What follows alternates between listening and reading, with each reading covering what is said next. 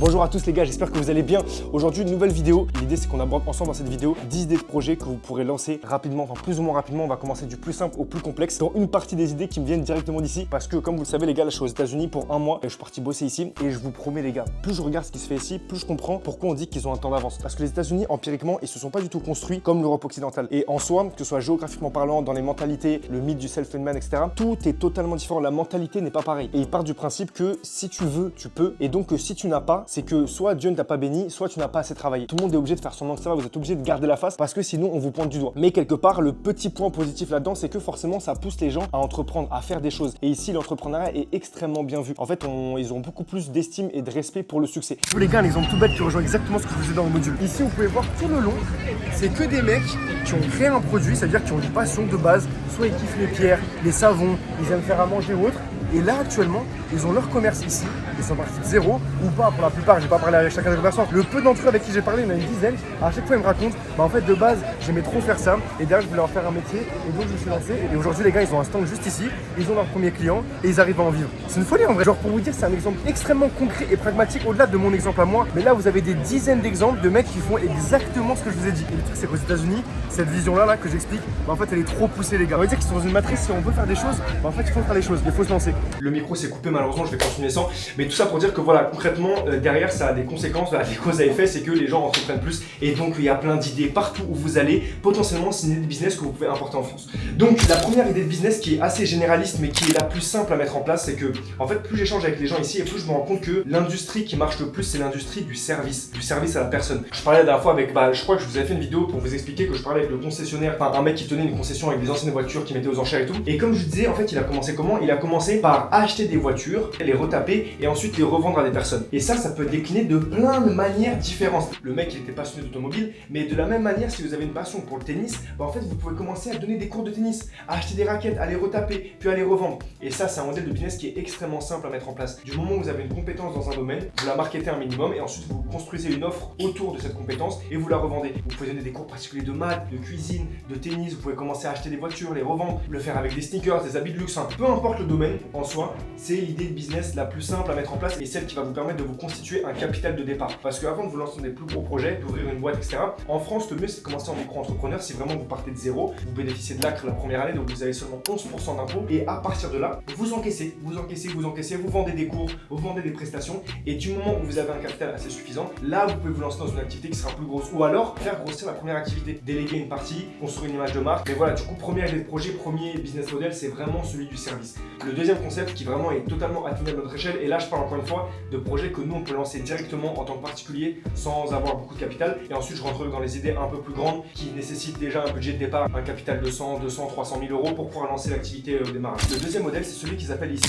les subscription box. C'est-à-dire en fait créer une offre, vous vous positionnez sur une gamme de produits. Ça peut être des livres en lien avec un domaine particulier comme par exemple le droit, ça peut être la mode avec des vêtements, ça peut être du cosmétique. En gros, vous trouvez un domaine, de préférence un domaine que vous connaissez, et ensuite vous allez créer une offre sous forme de box où les gens vont s'abonner, payer mensuellement pour recevoir une box qui contient des produits en lien avec votre domaine. C'est-à-dire très concrètement ici ce qui avait explosé, c'était les box de friandises. Vous payez un abonnement et chaque mois vous recevez une box constituée de friandises, donc ça va être des trucs américains, vous connaissez, des Oreos spéciaux, des chips, des bonbons, etc. Et moyennant 10, 15, 20, 30 $ par mois, vous le recevez chaque début de mois pour vos enfants, pour vous, peu importe, et ça a cartonné. Et ensuite ce qu'ils ont fait, c'est qu'ils l'ont décliné en plein de formes différentes. Vous prenez un domaine, le droit, vous découpez votre offre en plusieurs branches, le droit pénal, le droit social, le droit privé, le droit public. Pour chacune des branches, vous proposez une box qui contient 2 livres indispensables pour réussir la matière. Vous prenez chacun des étudiants que vous avez livrés, vous les faites témoigner. Grâce à Lowbox, je dis n'importe quoi, j'ai réussi de passer de 7 à 18 en TD, j'ai validé mon année avec mention bien, vous partagez ça. Vous avez un terreau qui est infini. Le marché des étudiants, il est énorme, c'est la deuxième plus grosse filière après la médecine. Donc là, vous avez une offre qui concerne une partie énorme du marché étudiant, qui se renouvelle tous les 1er septembre de chaque année parce qu'il y a des nouvelles rentrées, des nouvelles personnes qui arrivent, d'autres qui se réorientent, d'autres qui reprennent les études. Un projet comme ça, si vous le faites bien, il explose. Et c'est à la portée de tous. La seule chose qu'il faut, c'est premièrement avoir mis un pied dans le droit, c'est-à-dire être passionné un minimum parce que vous devez avoir lu les livres avant pour pouvoir conseiller les bonnes références. Ensuite, vous allez avoir un investissement de départ où forcément vous allez devoir créer un site pour mettre en avant le produit, faire une communication sur les réseaux sociaux. Mais même pour les livres que vous allez vendre, vous n'êtes même pas obligé au départ d'investir de votre poche parce que vous faites une offre de précommande où vous dites voilà, ce mois-ci on lance la box, elle est à 39,99 €, je dis n'importe quoi. Dedans, vous avez 3 livres indispensables pour réussir en droit privé. Une fois que la personne elle a acheté, vous achetez les livres avec l'argent que vous avez touché et ainsi de suite. Et après, vous faites ça à chaque fois avec toutes les commandes qui arrivent. Et encore une fois, c'est un projet, les gars, je vous dis, j'aurais pas eu Mood, j'aurais pas eu Blitz, j'aurais pas eu mes réseaux. C'est un projet que j'aurais totalement pu lancer. c'est cadeau.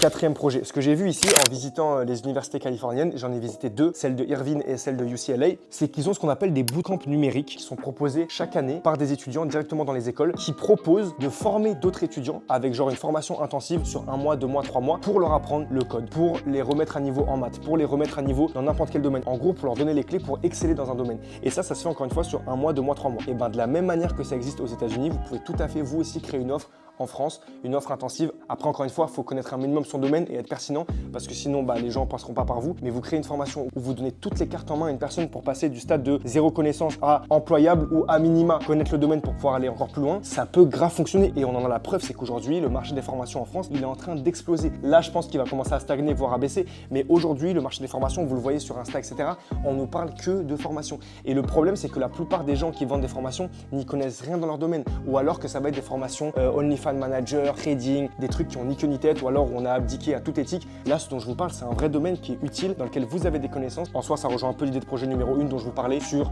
le marché du service. Bon, cinquième business model, là, on va passer sur des choses qui sont un peu plus high, c'est-à-dire où il faut déjà avoir un capital de départ, mais qui sont en train d'exploser en France. Et quand je vois qu'en fait, ici, ça fait des années que ça existe, je me dis c'est une dinguerie. Et c'est toujours d'actualité en France parce qu'on est aux prémices de ce qui, je pense, va pouvoir se faire sur les prochaines années. Le concept de Cloud Kitchen ou Dark Kitchen, il est incroyable. En fait, comme son nom l'indique, ça va être un espace de restauration physique où vous avez uniquement des cuisines. C'est-à-dire, en fait, plutôt que de payer un local énorme, plutôt que de payer des serveurs, plutôt que de payer plein de choses, vous allez créer uniquement une cuisine avec pignon sur rue, ok, un comptoir, et les gens vont venir acheter leur nourriture et repartir directement. On vient casser un peu le modèle Uber Eats parce qu'on n'a plus ce truc de livraison, mais en même temps, on s'affranchit de toutes les contraintes liées à un restaurant classique, que ce soit pour le client ou pour le vendeur. Pour le vendeur, ça va être justement ne plus avoir de serveur, ne plus avoir des grands espaces à payer, ne plus avoir plein d'électricité, ne plus avoir le problème de gestion des couverts, des machins, des trucs qui coûtent extrêmement cher. Et pour le client, ça va être une répercussion directe sur les prix qui seront beaucoup moins chers et surtout le fait de ne plus avoir de temps d'attente. C'est-à-dire vous venez, la cuisine est déjà prête, vous achetez, vous repartez directement. Et en plus de ça, si vous le faites avec de la nourriture saine, comme ce que peut proposer par exemple Master Poulet, avec du riz, des pâtes, des salades, etc., vous vous différenciez des fast-food et vous avez une offre qui est à la fois qualitative, à la fois rapide et à la fois moins chère.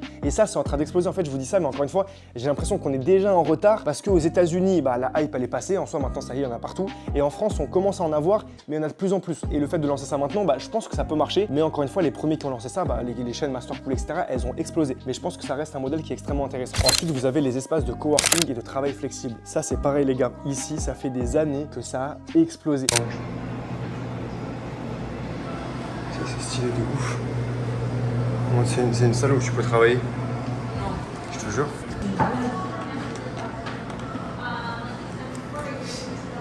C'est une dinguerie.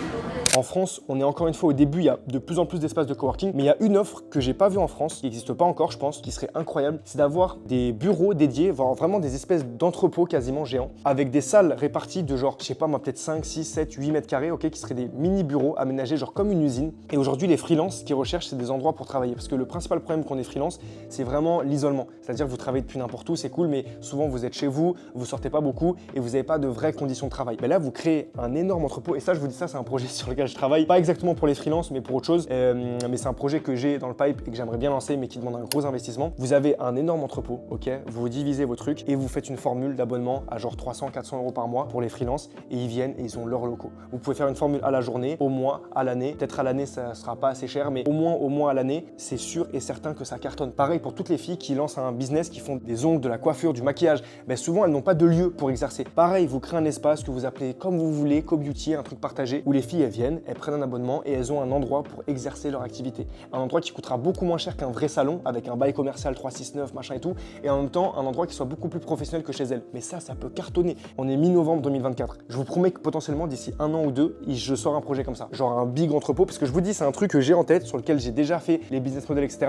Il faut juste que je mette l'investissement de départ, et là je suis sur d'autres trucs en parallèle, donc je peux pas me permettre de faire 2 gros investissements à droite à gauche, mais dès que j'aurai fini ce que je suis en train de faire, j'ai grave envie de lancer ça. Et je vous promets que ça peut exploser. Et au moins, je l'aurais dit en vidéo. Là, je pourrais faire un avant-après, je l'aurais dit dans cette vidéo, les gars. On se retrouve en 2026, on verra si j'ai parlé pour rien. Un autre projet ici qui a explosé, c'est les box de stockage en libre service. Ça pareil, je pense que c'est dépassé. Je vous le mets parce que je trouvais ça pertinent sur le modèle, mais aujourd'hui c'est mort. Je pense qu'il y en a beaucoup trop en France. Et d'ailleurs, c'est ce par quoi on est passé pour lancer des livrets au départ. Les home box, en gros, on prenait des box qu'on louait au mois, et on en a encore dans pas mal de villes où on fait du stockage. Et l'offre, elle est incroyable parce qu'encore une fois, vous n'avez pas toutes les contraintes liées à un bail classique qui est extrêmement contraignant. Alors, il y a des avantages aussi, mais pour le locataire, vous retrouvez les mêmes avantages qu'avec un box, mais c'est juste beaucoup moins cher. Vous avez juste besoin d'un cabis, d'un compte bancaire et c'est tout. Ils vous demandent pas de résultats depuis X nombre d'années, etc. C'est direct, vous ouvrez en 10 minutes et 10 minutes plus tard, vous avez votre lieu pour commencer votre activité et stocker. Ça, je trouve, c'est incroyable et c'est né ici. Ensuite, pareil, une idée, un concept qui, je pense, est difficile à lancer si vous partez de zéro, mais qui est très prisé ici aux États-Unis, j'en ai vu plein, c'est les bars à DIY, do it yourself. Il peut avoir de la poterie, des bijoux, genre des trucs plus manuels, mais il peut aussi avoir des trucs comme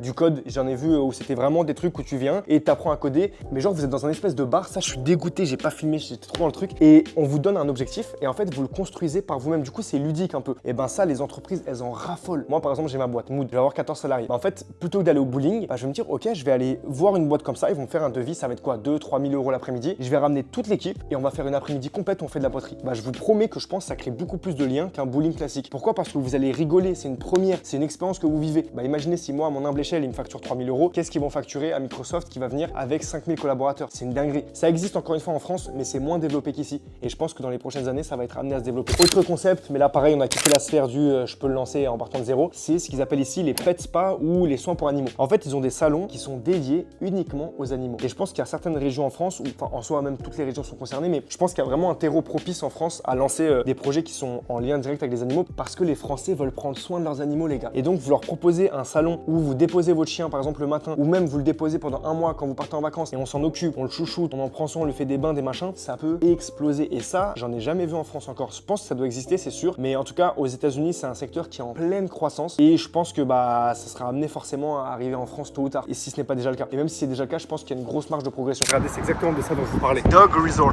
your dog's favorite place.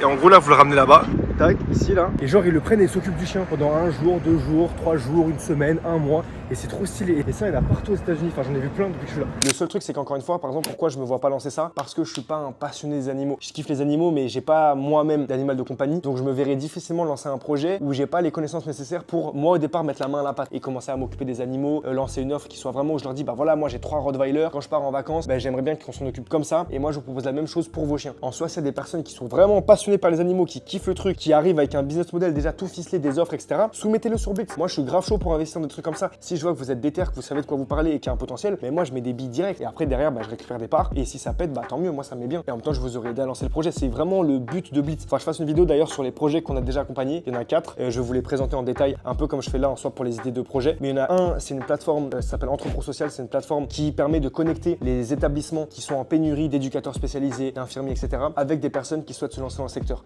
Et pareil, en soi, le projet, il est incroyable. Pourquoi? Parce que ça répond à une vraie problématique, qui a beaucoup d'argent à chercher auprès des acteurs publics, parce que c'est un problème et un projet d'utilité publique qui concerne vraiment les hôpitaux, les centres de placement pour enfants, etc., etc. Et on a trouvé le projet extrêmement pertinent, donc on les a accompagnés. Ensuite, on a Palma, c'est une marque de boissons gazeuses qui reverse 10% de chacune des canettes vendues à des assos qui viennent en aide à la Palestine, au Congo, pour lutter en faveur des droits des femmes. On a un autre projet, ça s'appelle Paper Slate. C'est comme un iPad, mais c'est 3 fois moins cher qu'un iPad et ça vous permet exclusivement de prendre des notes, mais en amélioré. En fait, c'est comme si vous aviez pris que l'application notes de l'iPad, ok, vous l'améliorez encore plus, vous avez un stylet qui est incroyable et ça vous permet de prendre des notes, de les synchroniser directement avec le cloud. Je trouve que c'est un projet qui est incroyable aussi. Il faudrait que je vous débriefe le pourquoi du comment, mais c'est un autre projet qu'on accompagne. Et le dernier projet, c'est Sésame. C'est une plateforme qui permet de recenser et de connecter les personnes qui ont un problème avec leur serrure, avec des serruriers qui sont certifiés par la plateforme, etc. Parce qu'il y a un gros problème en France sur ce marché-là. Il y a beaucoup d'arnaques. C'est un secteur qui est vraiment enclin à l'arnaque au maximum parce que vous n'avez pas de visibilité sur les tarifs, que vous êtes dans l'urgence, etc. Et donc, c'est une plateforme qui est aussi incroyable et qu'on accompagne. Voilà, c'est les 4 projets pour l'instant sur lesquels on a investi, mais il y en a d'autres qui arrivent au fur et à mesure et j'essaierai de vous les présenter. Revenons à nos moutons.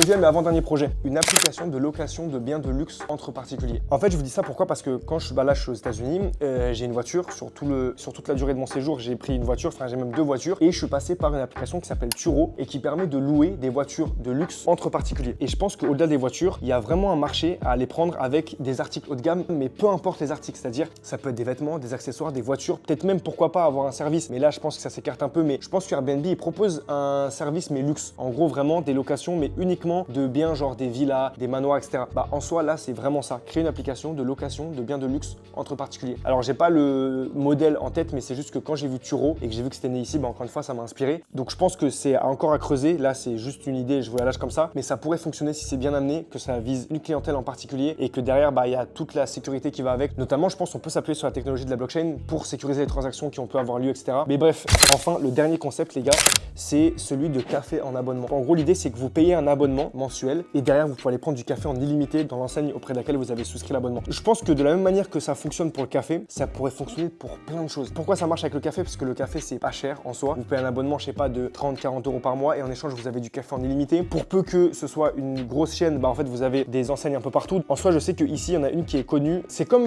Good News en France. Il y en a pas mal dans Paris. Eux, ils proposent pas d'abonnement, mais en gros, c'est vraiment le concept de Dark Kitchen, mais appliqué à la formule du café. Ils ont pas d'endroit où tu peux te poser. Tu as genre un comptoir, tu viens, tu commandes ton café, ton smoothie, ton thé matcha, ce que tu veux, et tu repars avec. Et ils en ont plein dans Paris. Et ben dites-vous qu'ici aux États-Unis, il y a la même chose, mais avec des abonnements. Et en France, les abonnements, ça n'existe pas. Donc je pense que ça pourrait être un bon truc. Mais vous pouvez faire ça avec du café, comme avec plein d'autres choses en vrai. Vous pouvez faire ça avec des plats. Après, il faut calculer la marge que vous pouvez faire sur chaque plat, combien ça va vous coûter, les frais fixes, les machins. Bon, là, on rentre plus dans le business model, mais je pense que ça pourrait marcher aussi avec d'autres choses. Après, je suis en train de me dire, si ça n'a pas déjà été lancé, c'est soit que le modèle il est pas rentable, soit qu'on est trop en avance dans Blitz grâce aux States et que potentiellement ça va arriver. À voir. En vrai, faut se renseigner, ça se trouve même ça existe déjà. Mais je sais qu'en tout cas, voilà, c'est un truc qui marche bien ici et qui pourrait bien marcher, je pense, en France. Donc voilà l'équipe, on est arrivé au bout de cette vidéo où je vous ai présenté ces 10 idées, ces 10 concepts qui viennent d'ici et qui, je pense, pourraient bien fonctionner. En soi, il y en a plein d'autres. J'ai vu plein d'autres choses, mais soit qui existaient déjà en France, soit qui seraient mal accueillis en France parce qu'il faut savoir qu'encore une fois, c'est une culture qui est différente les États-Unis et donc c'est pas sûr qu'un projet qui est explosé ici, bah, il marche nécessairement en France. Il faut prendre en compte la culture, il faut prendre en compte aussi les budgets des gens parce que ici, les gars, la vie elle est tellement chère. C'est une folie, je pense que c'est un autre sujet de vidéo, mais la vie elle est incroyablement chère. Vous allez pour manger, vous lâchez 20-30 $ normal. Vous payez votre loyer, vous lâchez 2, 3, 4 000 $ normal. Après, les salaires sont corrélés aussi au niveau de vie, donc forcément vous avez des salaires qui sont plus élevés. Mais c'est pour ça que je pense que lancer une offre d'abonnement à 70 € par mois pour boire du café en illimité, je pense pas que ça marchera en France. Il faudrait vraiment encore une fois creuser un peu plus le business model et voir à combien on fixe les tarifs pour que ça puisse cartonner. Merci à tous d'être restés jusqu'au bout les gars. Si vous avez des questions, n'hésitez pas. Si vous avez des idées de projets à soumettre, n'hésitez pas. Si vous avez des commentaires à faire, allez-y les gars, l'espace commentaire il est là pour ça. Et je lis tous les commentaires, parfois je mets un petit peu de temps à répondre parce que c'est moi qui réponds à tous les commentaires sur YouTube, sur Insta et tout, mais j'essaie toujours de tout lire et surtout quand la vidéo elle vient de sortir, en soi je fais toujours un tour dans les commentaires dans les 24 heures qui suivent. Donc voilà, que dire, bah les gars c'est incroyable, je vous montre encore une fois l'hôtel, regardez-moi ça. Regardez la vue, c'est pas une dinguerie wesh. Ah, c'est trop stylé les gars, vraiment. Après vous voyez ça par exemple, je suis pas fan du tout parce que les gars il est allumé toute la nuit. Mais d'un point de vue environnement, je vous jure, ils ont aucun respect. Vraiment, c'est le dernier de leurs problèmes. De toute façon, Trump il l'a dit, hein, qui leur dit qu'on s'en fout de l'écologie. En soi, c'est vraiment pas drôle parce que quand on dit que c'est le pays qui pollue le plus, bah en fait, je crois que non, c'est la Chine qui est repassée devant. Mais en fait, la Chine, c'est un pays en développement. Donc je pense, c'est pas qu'on peut pas leur reprocher, mais c'est comme si on avait dit à l'époque aux pays occidentaux, aux États-Unis, etc. Ah les gars, vous polluez trop, stoppez ça. La Chine, ils sont en plein développement. Donc c'est trop facile, nous occidentaux, après avoir pollué de ouf pour développer nos économies, de leur dire les gars, ralentissez, faites un effort. Les États-Unis, c'est pas pareil. Les États-Unis, c'est juste qu'ils en ont rien à faire. Rien, c'est le dernier de leurs problèmes. Mais voilà l'équipe, tout est bon. J'espère que vous avez kiffé la vidéo. On s'attrape bientôt pour de nouvelles aventures. Gros bisous. Mouah.